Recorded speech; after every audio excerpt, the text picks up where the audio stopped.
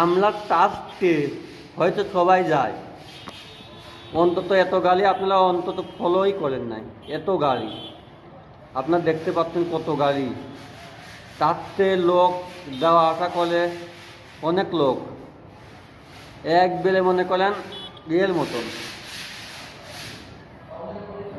পাবনা পাবনা দেখুন গাড়ি আপনার চলে, তখন হয়তো মেলা গাড়ি চলে, জানেন তো। এরকমভাবেই টাচ টেলিভিশন কত গাড়ি আপনার দেখেন,